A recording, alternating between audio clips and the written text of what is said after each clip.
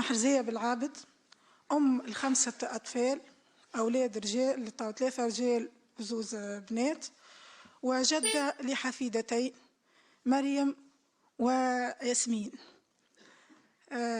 بنت حي شعبي، بنت حي التضامن. تربيت في الحي هذاك، قريت المرحلة الابتدائية في حي التضامن، وكملت تعليمي ثانوي بمعهد بالعاصمة. تحصلت المرة الأولى على دبلوم في الخياطة، ثم وصلت باش تحصلت على دبلوم في سكرتاريا بيروتيك. بعد ما تحصلت على الدبلوم نتاعي معناها فيسا مشيت وانتدبت في إحدى البلديات بالعاصمة. أثناء المرحلة الأولى متاع التدريب اخترت باش نرتدي الحجاب، فوقتها وقع عرفتي أو معناها تخييري بين أني ننزع الحجاب أو نواصل معناها في العمل. فخيرت أني أنا نبقي على الحجاب وما نخدمش. بعدها بمدة التحقت بحركة الاتجاه الإسلامي آنذاك، ونشط في العمل الاجتماعي والعمل الخيري، لأنه ما كانتش ثم جمعيات وقتها، وأنا نحب العمل الخيري فأخذيت العمل الخيري. وفي منطقتنا احنا كنا ثلة المرة الأولى من الشباب والشابات نقدموا المساعدات اللي نقدروا عليها معناها للفقراء متاع الحي، مساعدات مختلفة، منها بحذنا القصاب وغيره في منوبة، نقوم بزيارات كيما أنشطة متاع شبابية فك الوقت هذاك. العمل هذايا معناه نقوم به بين السرية والعلنية، كيف الناس اللي نقدموا لهم مساعدات يعرفوا ويعلموا، ما احنا نقوم به سريا لأنه كان معناها ممنوع باش نقدموا خدمات معناها للناس. في سنة 80 أنا التحقت بالاتجاه الإسلامي.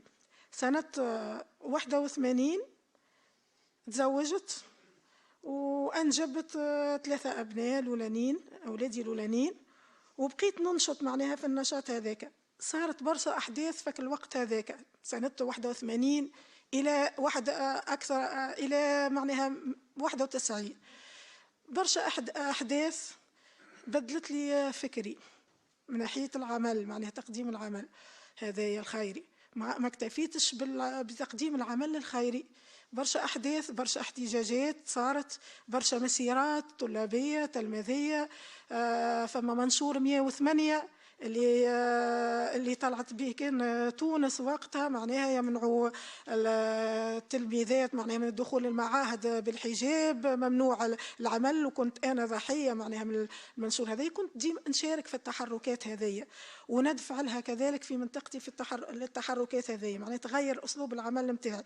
فما احتجاجات معناها شاركنا فيها التوانسة الكل، هبة واحدة توانسة الكل، هي أحداث الخبز وقتها اللي وقع بعد التراجع معناها، وكان معناها تراجع بورقيبة على أسعار الخبز، وكان فاك الوقت هذا كان نعتبروه معناها هي نتيجة معناها لك التحركات متاعنا اللي نتج عليها ضحايا في الوقت هذاك. إذن أنا واحدة من الناس ما عادش معناها وليت نحب نفهم في السياسة ونحب نفهم معناها، ما نحبش نتحرك هكاكا، فاندمجت داخل الحركة واقتنعت بأدبياتها وأهدافها. التحركات اللي صارت وقتها في الفترة الأخرانية متاع في الأحداث وقت اللي بورقيبة شادد الحكم، معناه الفقر نشوفوا فيه يقابلوا عيد ميلاد، نتذكروا كل توانسة عيد ميلاد بشهر كامل فيه تصرف معناها الأموال. كنا معناها شباب، أنا حتى جايبة الأولاد ما زلت معناها صغيرة في السن، كانت معناها كنا نحسوا بالمقت معناها كيفاش معناها عامة الشعب تقريبا فيه الكثير معناها من الفقر، والمصاريف معناها يعني تبذر في حاجات كما هكايا في عيد ميلاد الزعيم الأوحد وغيره.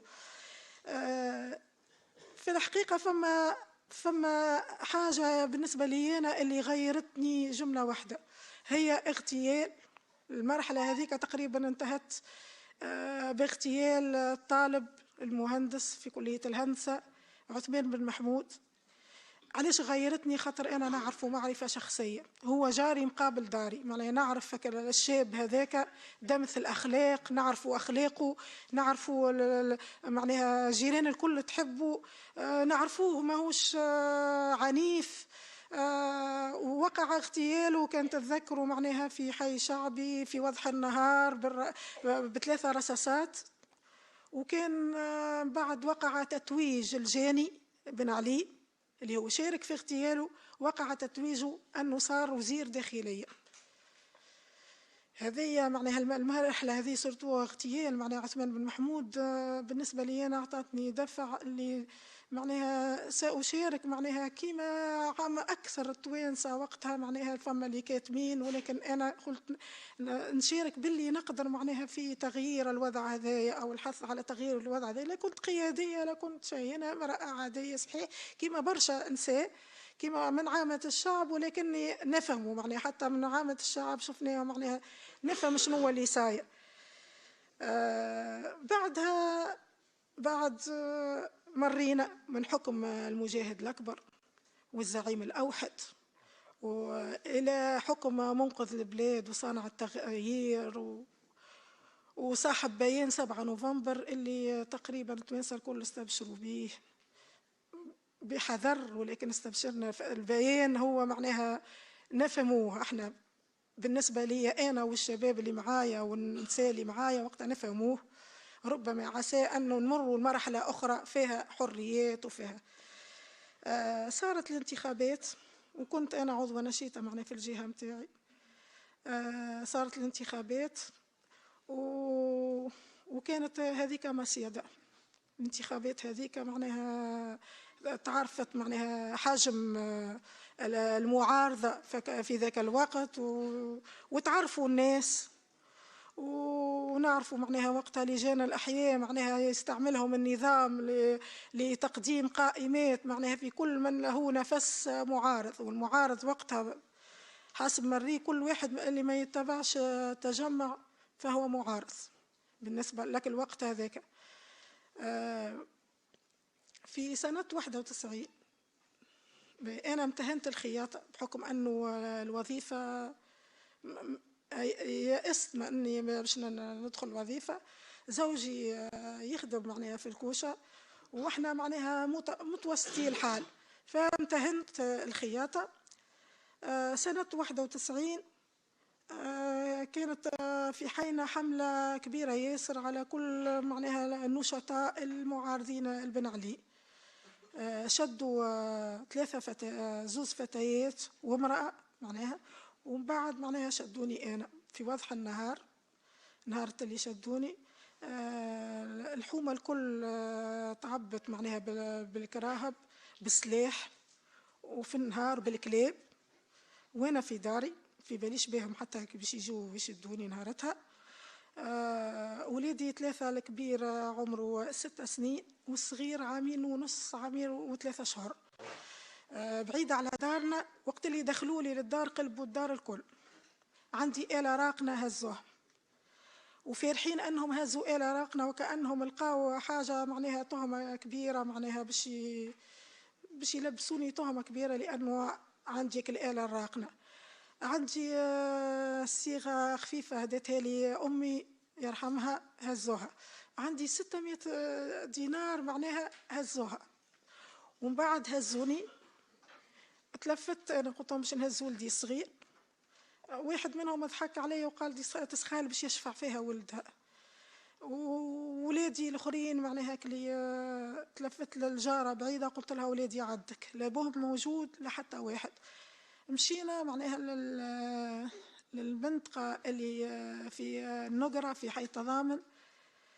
اول ما دخلت معناها نلقى هذه فضيله معها ولدها زاد صغير اصغر من ولدي فوق حجرها، ونلقى صبيحه في حاله منهاره حوايجها مقطعه مستسلمه على الاخر. ودوب اللي دخلت قالها تعرفها هذه؟ قالت له ايه. احنا اولا ولاد حي واحد، صبيحه ما عندها لا تمت باي سيله معناها لحركه الاتجاه الاسلامي ولا حتى شيء. قالت له ايه؟ قال لي اقعد. قعدت شادة ولدي، قال لي هاتوا عندي واحد منهم. هزوا لي ولدي، أنا كنت نتخيل اللي عطاوه لعائلتي رجعوا بيه غيره، لكن من بعد بنهار فقط معناها اللي هو ولدي حطوه في غرفة أخرى، وهزوني أنا غرفة صغيرة، وبداوا يضربوا، بداوا بالركل بالكفوف، تقطيع الحوايج. أنا شديت كرشي، قال لي شبي؟ قلت له راني حامل في شهري الثالث.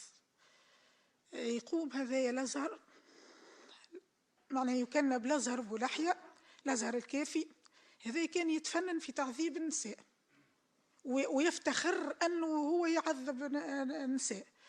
يقوم قال لهم خلوها عندي هذي، قال لي اليهودي هذي الإسرائيلي باش نحيهولك من كرشك، نحي كل شيء وشد بالبونية على كرشي. ما كمل النهار هذاك إلا ما أنا بديت ننزف. يمكن مع ماضي ساعتين، ما يهزوناش بكري، يهزونا ساعتين متاع الليل البوشوشة. كي ندخل بعد ما لبست حوايجي، المرابيط الكل المتعدي عليهم يقولوا شبيها غارقة بالدم.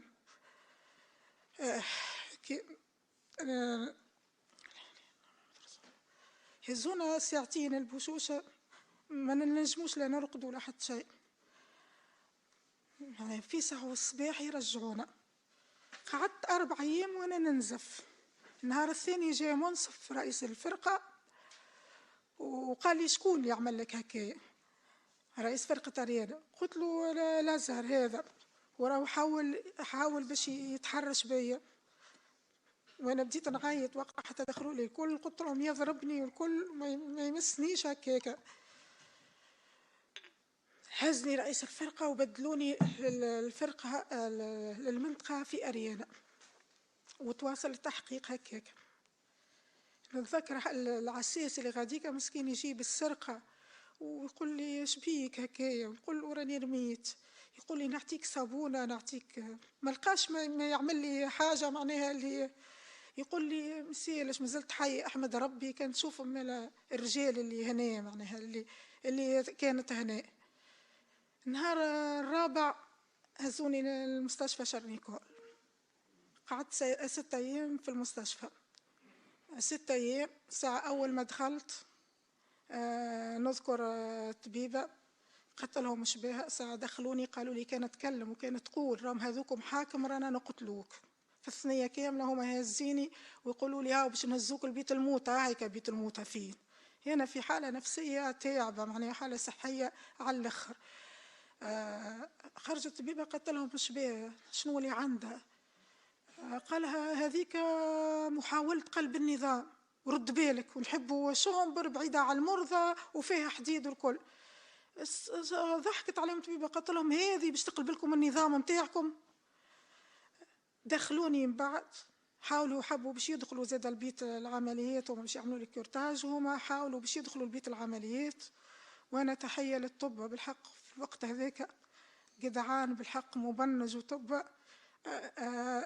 قالوا لهم اخرجوا ونهروهم، احنا انتم ما كنتش في المركز، انتم هنا في المستشفى اللي هو متاعنا. معناها انا باش يعملوا لي كورتاج وهما ناويين معناها باش يقعدوا مع الطب غاديك. ومن بعد كي خرجوني بالطبيعة في شومبر بعيدة، قضيت ال6 أيام هذوكم. يقعدوا 2 ديما يعسوا عليا، يرقدوا. نهار المبنج، واحد من المبنجين يلقاني أنا مانيش راقدة، قال لي شبيك تعبة هكايا؟ قلت له راهو سكر الباب وحط الجراية ورقد. النهار هذاك معناها الطب خذوا موقف منهم، نتذكر معناها فك الوقت هذاك ولاو يجيوني يقفوا قدام الباب. عديت ال6 أيام هذوكم، بعد رجعت للمنطقة وجبرت على الإمضاء. نتفكر يقول يتلفت لصبيحة ويقولها قول يا أخي تراجعت يا أخي خفت منها، قول اللي هي سلماتك المنشور، قول اللي هي كتبت وسلماتك، قول اللي هي راهي توزع في المناشير. قالت له ليه حرام عليا، هي أعطاوها تريحة على حرام عليا قدامي في النهار الأخراني هذاك قبل ما نمشي هزونا للسجن. هزونا للسجن بالطبيعة. معناها دخلت أنا لا ماخذ أدوية لا حتى شيء، معناها الدواء اللي يعطوه لهم السبيطار هزوه معاهم، يعني الأردنوس هزوه معاهم، ما سلموهاش للسجن. في في السجن ما عطاونيش دواء يا اخي. هاديه اللي هي بنت الحي متاعي، قلت لها مدام بوك باش يجيب القفه قل له يجيب معاه اي دواء. عم بشير كانوا مات الله يرحمه، كانوا حي يذكروا بالخير، جاب مسكين الراجل في القفه متاع بنته معها الدواء، فوقع التحقيق معاه في إدارة السجن هو على حدة، ومن بعد يعيطوا لي أنا منين تعرفوا كيفاش تعرفوا وعليه هكا. تعدى فترة السجن، تعديت بعد فما إحقاقا للحق، فما طبيب اللي أنا بعد الثورة يعني هذا فما شكل متاع هيئة ولا جمعية باش تتعمل، نلقى الطبيب هذاك باش يرأس الجمعية هذيك للدفاع عن الضحايا، وقعد قدامي وتكلم وقتها واحد من الزملاء معناها من اتجاه آخر، قال كيفاش الجلاد هو باش يرأس الهيئة هذه. ننسى اسمه طبيب، لكن فما طبيبة معناها في السجن معناها عاملتني معاملة باهية، وقعدت تقولهم احنا ما يهمنيش ما عندناش دخل في اللي هما عملوه. تعدت ايامات السجن، انا ولادي المرة الاولى نشوفهم في الزيارة،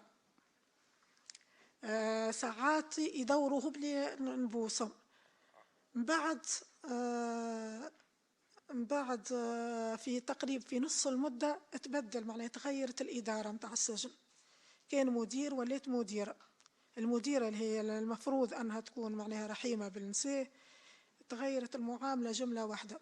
أول حاجة نحت لنا كل أدوات الرسائل اللي نكتبوا فيها الرسائل لأولادنا، ولا أنا راجلي في برج الرومي، أنا غاديكا وراجلي في برج الرومي. نعاود نقول اللي أنا راني كي تشديت بعد ب3 أيام تشد هو، معناه هو في برج الرومي وأنا في سجن نساء، والوليدات عند أمي مرأة كبيرة، وعائلته هو بعاد، فيضطر بابا مسكين باش يمشي لبرج الرومي يطل عليه، وتجيني أمي أنا المنوبة معناها باش تطل عليا وتجيب لي الأولاد. الأيامات الأولانية قلنا باقي، من بعد كي جات المديرة تنحات أدوات، بدات لنا أدوات الرسائل المراسلة، ثم الكتب المصاحف، ثم من بعد معناها الصلاة جماعة لا، وحطت لنا من الحق العام معناها باش يحسوا علينا كيفاش نصلي وشنو نتكلم وشنو، وبرشا حاجات ممكن معناها برشا تفاهات، أن واحدة تصلي تصور وردة يقعدوا معناها يدرسوا فك الوردة هذيك شنو، ونهبطوا للتحقيق ماذا تعنون بالوردة هذيك، ماذا تعني أنك تجي تقول لأمك جيب راس علوش، ماذا تعني هكا بالطريقة هذه، معناها حاجات معناها تفاهات. بعدها احنا دخلنا في إضراب جوع، نظرا لأنه أبسط حقوقنا معناها معاش فرقونا على الشنابر الكل، نكلوا بينا، وما كانوا يظنوا باش يفرقوا. مثلا كي هزوني انا الشامبر معناها متاع سجينات حق عام، معناها هاك اللي اقوى السجينات اللي في السجن، كانوا يظنوا انهم معناها باش ينكلوا بيا والكل. الحمد لله معناها بالعكس نلقاو معناها السجينات ارحم من المديره هذيا وبعض السجانات. دخلنا في إضراب جوع، وقت اللي بدا يقلقهم إضراب الجوع وصلنا 9 أيام بداوا يخرجوا معناها بعض السجينات للمستشفيات. احنا عملنا زاد عريضة وقتها، قلنا نحب نقابلوا مدير السجون، جينا متفقد السجون آنذاك، وجاء معاه برشا معناها، وجاء يهدد فينا بالكلاب، وضرب الأولانية للقاها هذه هادية، هبطها من الفرش من فوق طيحها، ونهارتها وقع تفريقنا. بالنسبة لي أنا هزوني للقصرين، السجن المدني بالقصرين، كملت المدة متاعي. حكاية السجن وغيره وغيره وغيره وغيره، أنا معناها هذيك الناس الكل تعرفها، وسجن بعيد والأهل معناها ما عادش ينجموا، وأنا كي يجيني بابا نولي نبكي، بالعكس نقول له ما تجينيش خير من اللي تجيني، كي تتلهي بأولادي خير. في العيد ما بنشوفش أولادي. المدير معناها زيتوني وقتها، معناها أول ما دخلت طلع الكبرانة معناها اللي هي أقدم سجينة تكون كبرانة، طلعها في الليل، وصلت وقالها ما ترقدش في الليل وترقد في النهار، تقعد تعس عليها، حطوها في اخر بقعه. هو سجن خطر مدني متاع رجال، وفيه كيما استديو للنساء، اكثر عدد يوصل ل 12 امراه. المهم انا تحكمت ب 11 شهر. في الشهر الثاني وانا في السجن مازلت في منوبه، هزوا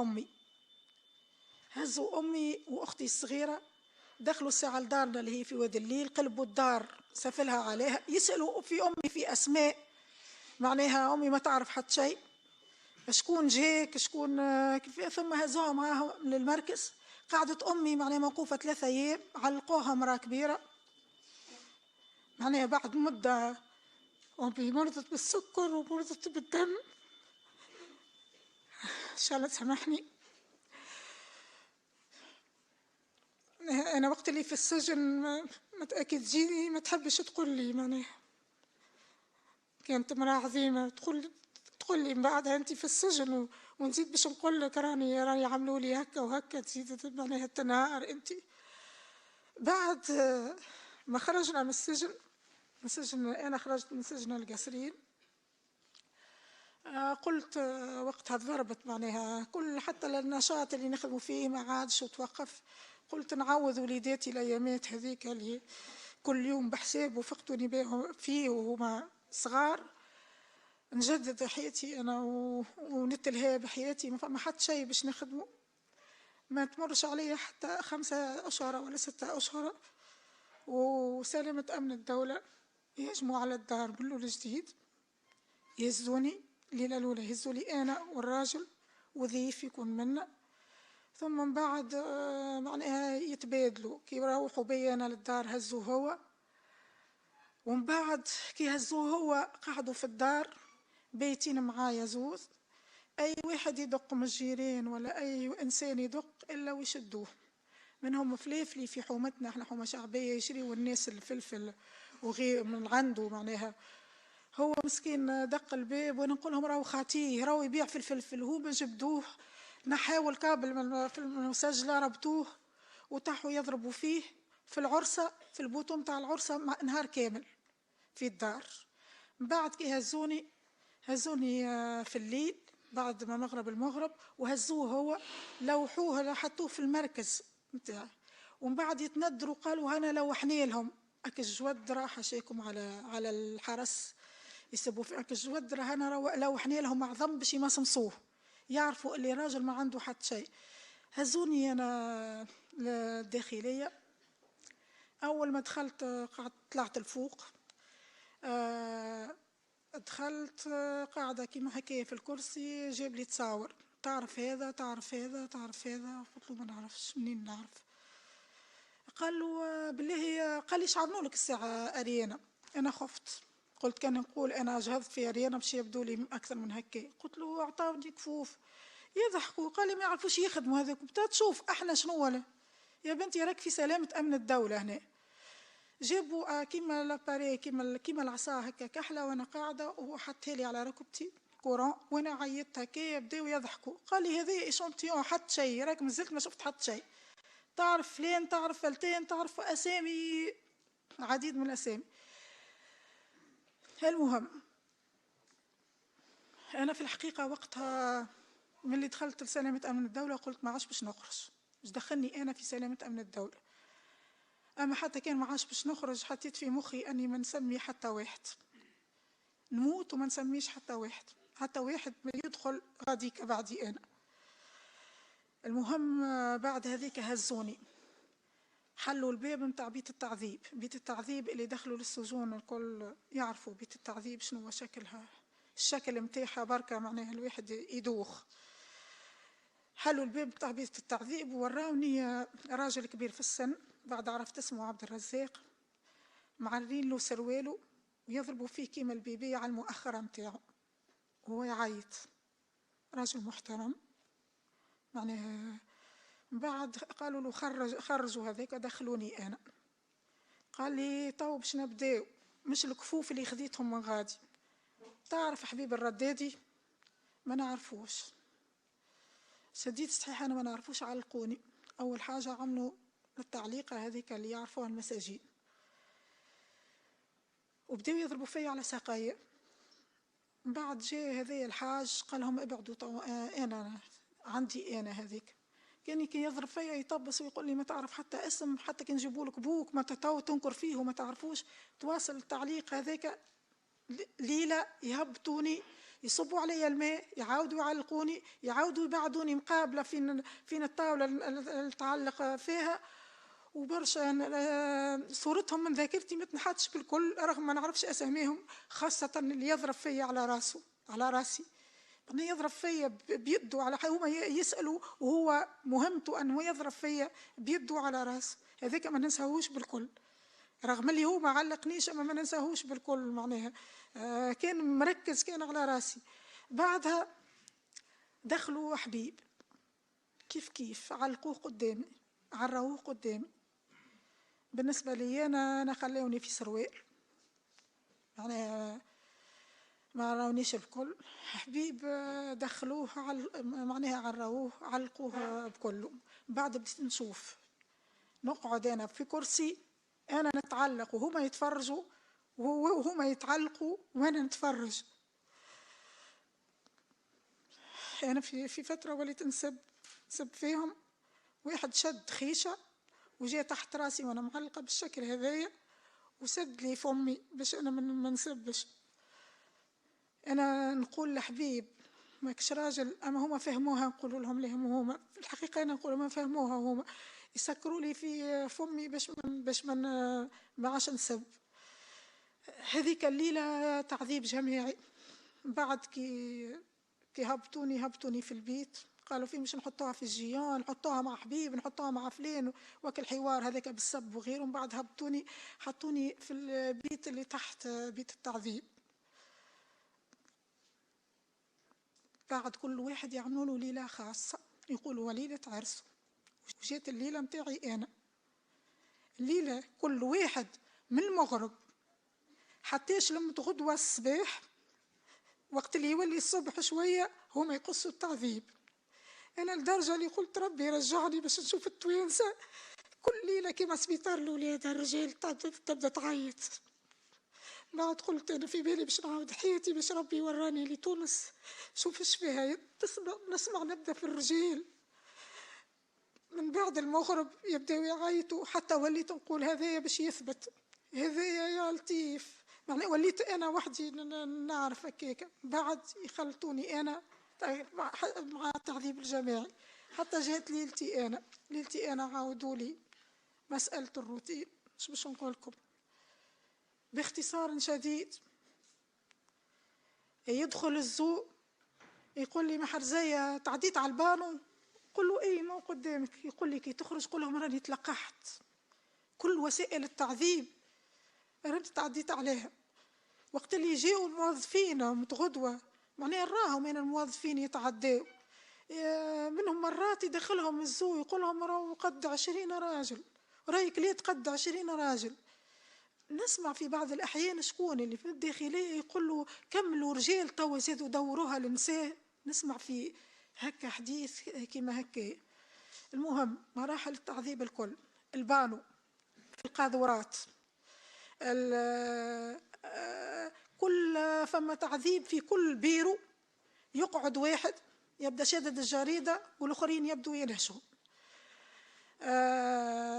فما تعذيب كما الكماشات حديد يجبدوا به الصدر. مش نقول لكم كل مراحل التعذيب اللي تحدثوا عليها السجناء الكل تقريبا معناها مرت معناها بريت بها. وأكبر تعذيب أني نشوف معناها رجال كيفاش تتعذب، أني نشاهد معناها الرجال يعني ما نرتاحش. يدخلوني على حبيب يرحمه، يبدأوا مادينه على اللوحة هذيك، رابطيله يديه وساقيه بالحديد، ويحطوا الكورون في كل بقعة في بدنه. يبدأ يتهز ويتحط كيما الدجاجة المذبوحة.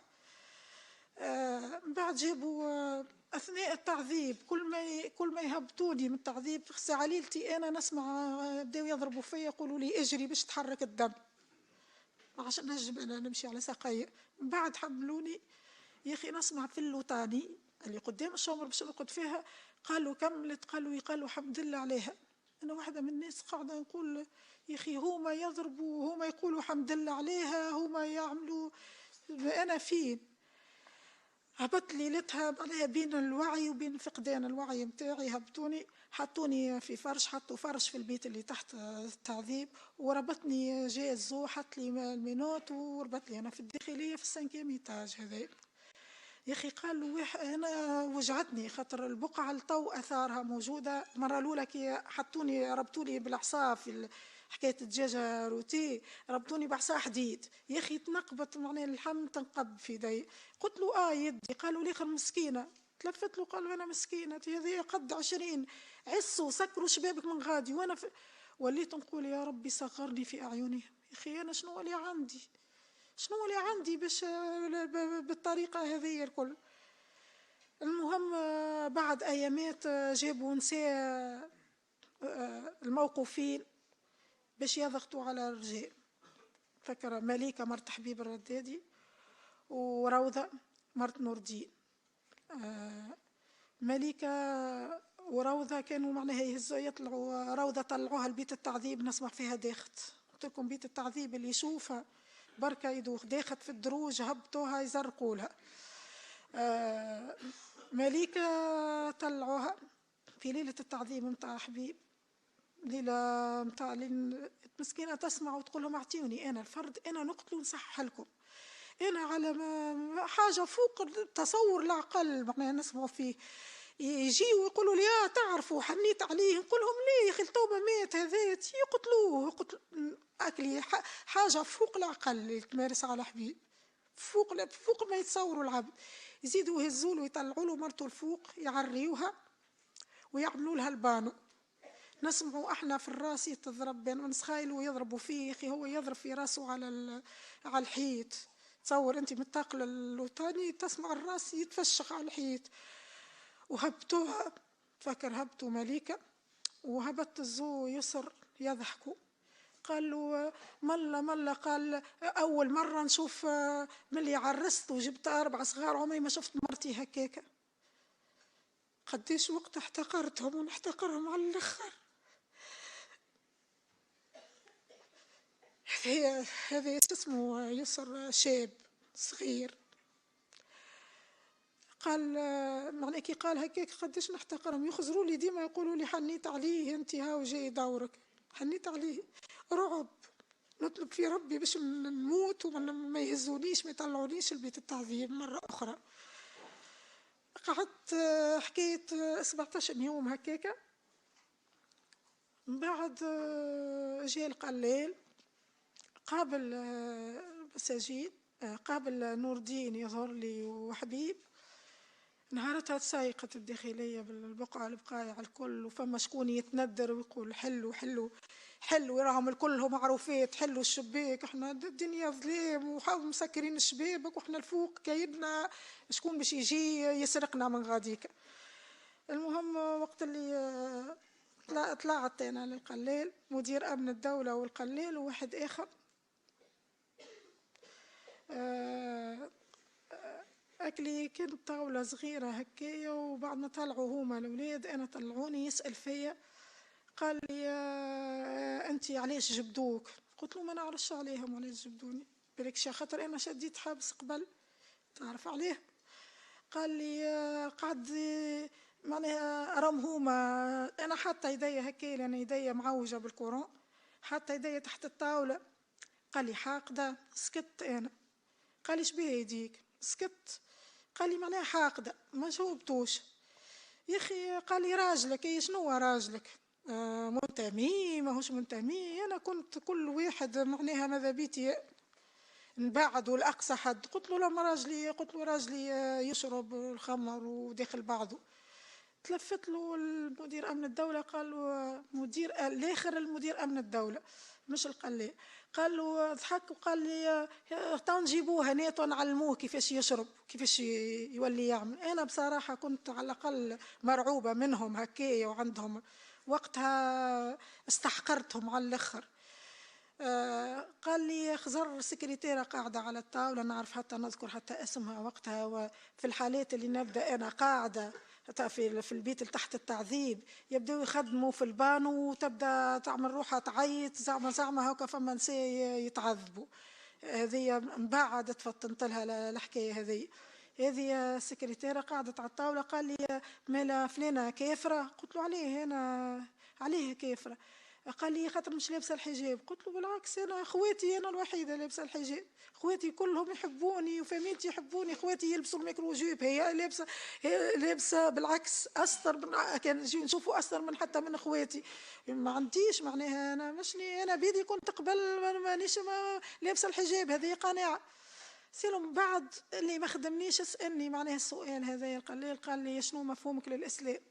قلت له الإسلام وقتها بكل تلقائية، قلت له الإسلام عندي أنا هو حب الخير للعدو قبل الصديق. قال لي تقنع كيفاش ما انتميتش انت؟ في الحقيقة أنا رغم اللي قلت لكم منتمية خايفة، لكن نقول أنا منتمية جيب، وأنا مقررة باش ما نقول حتى واحد، ما نجيب حتى واحد.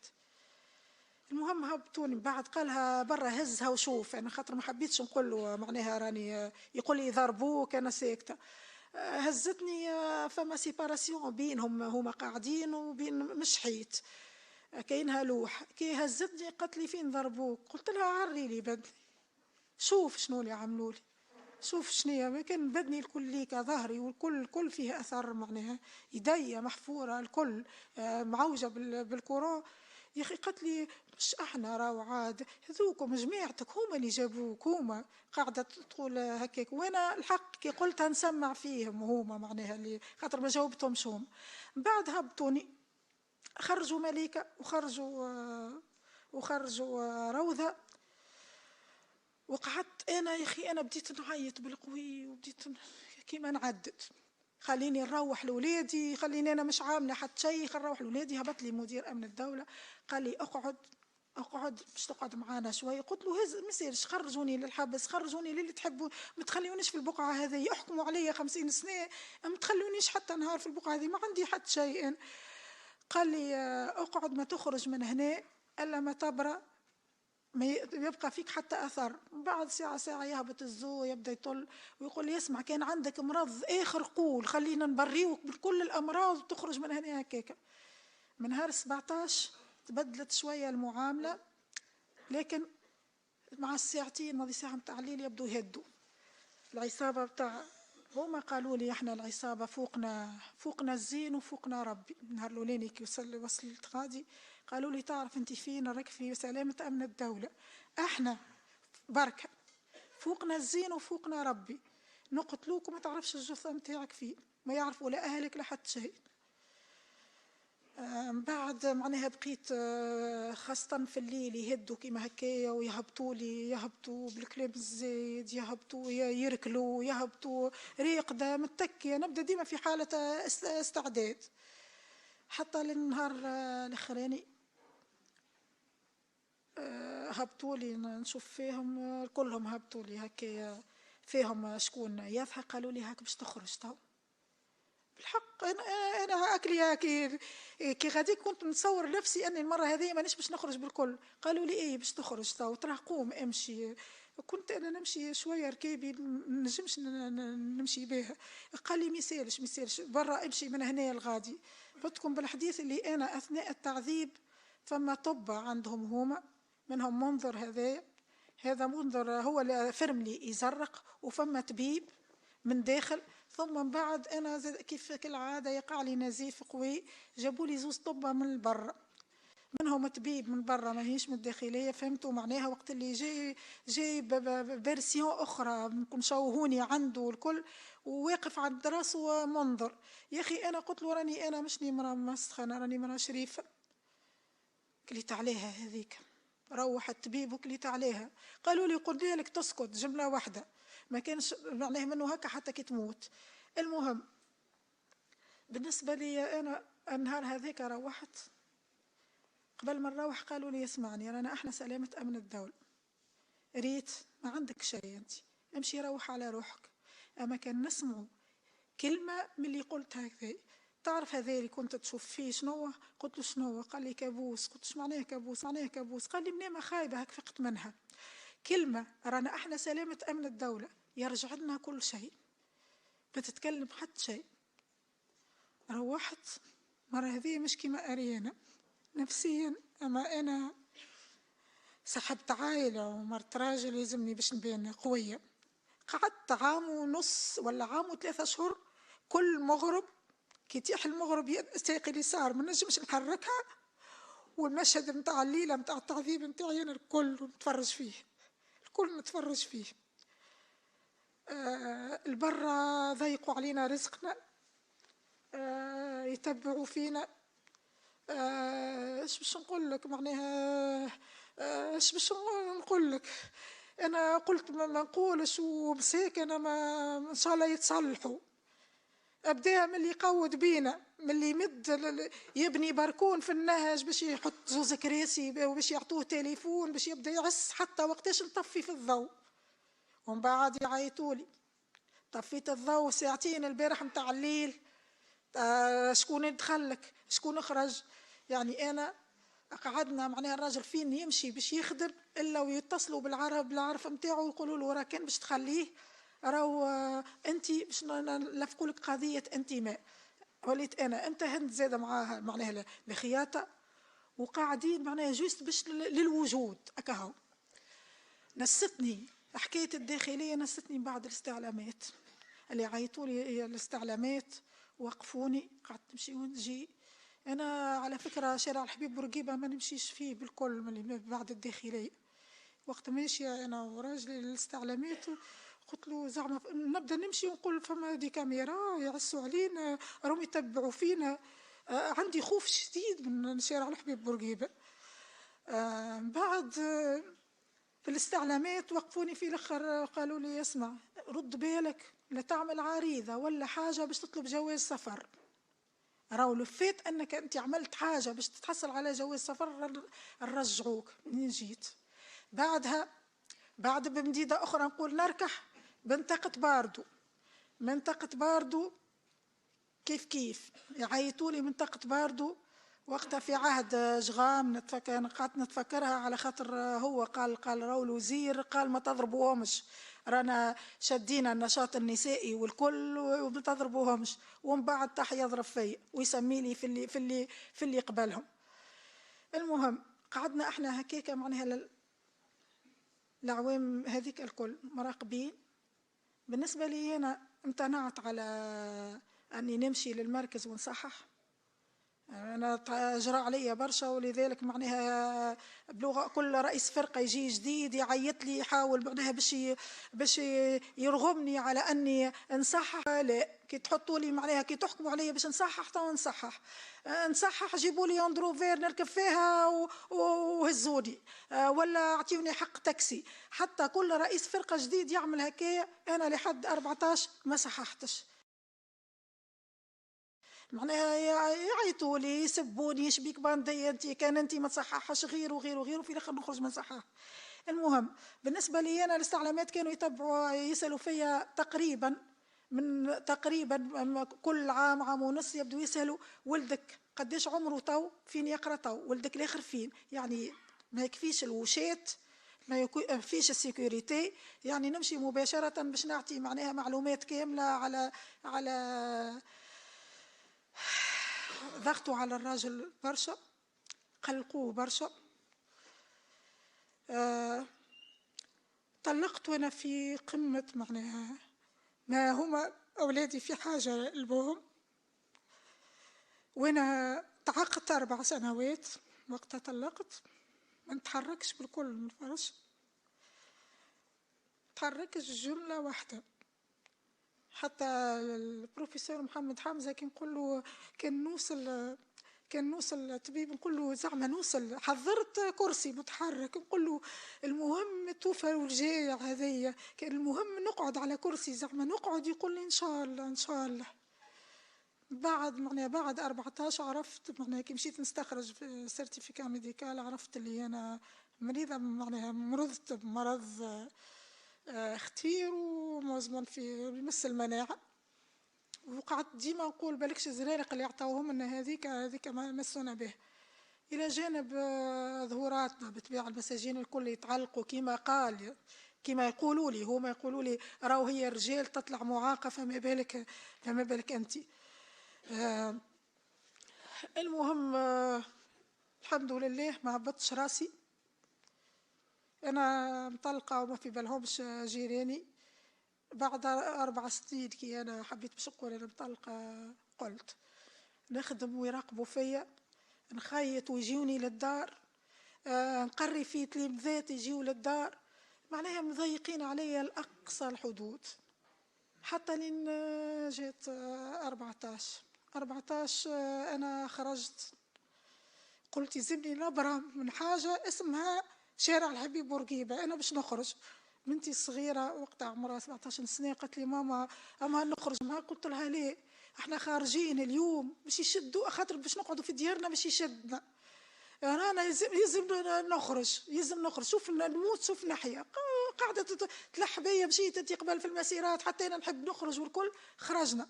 وتشدي تحصرت في البلاصة المقابل الداخلية ونهارتها احنا بعد ما فلتنا ومروحين، المترو وصلنا حتى للدندان، وقف ما عادش ينجم. خزرت لبنتي قلت لها ريت كيما صار فينا قبل، والشعب الكل ما في بالوش يهزوا فينا ويعذبوا فينا، شو الشعب كي مسكر البيبان، واحنا كنا غادي نقولوا ليه بن علي، نقولوا له ديجاج. خرجت المراه وقالت لي راهو بن علي يخرج. انا زغرت ومسكينه خايفه، المراه تقول لي اسكت في الحومه، تقول لي اسكت في الدندان. قالت لي راهو بن علي هرب، قالوا هرب، اسكت تقول لي بالكش. معناها أكبر كرامة بالنسبة لي أنا تحصلت عليه. معناها فك اليوم هذاك كي مروحين وكنت تشوفوا المشهد بحليه في المدخل متاع حينا، قاعدين اللي كانوا في الشعبة اللي كانوا جابوا لهم كار باش يطلعوا يعملوا، وهما قاعدين على اللوتة، وين بتعدي منا ومنا قاعدين هكايا في المدخل الكل بتاع دوار هيشر. ريت كي نخزر نشوف الذل هكايا، الذل ونشوف العزة. معناها قلت شو ربي سبحانه معناها عيشني حتى لين شفت معناها النهار هذا اللي هما قاعدين هما ذيل معناها بالطريقة هذه. أكبر كرامة هذه، أكبر كرامة أنا حسيت بها. بنتي بشرى تقول لي هاكا خرجت بشرتكم بالخير، طردنا زين وروحنا.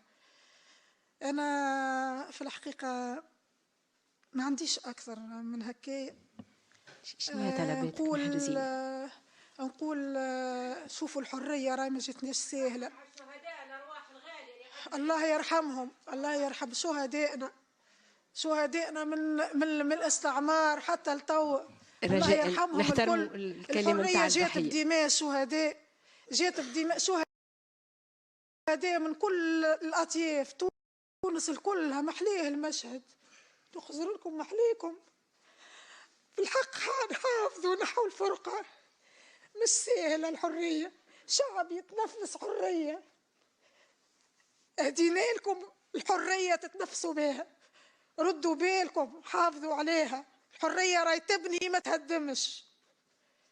رانا الكلنا وقتها الكلنا مسنا الضيل، ردوا بالكم نتولوا فرقاء من أجل تونس، من أجل بلادنا.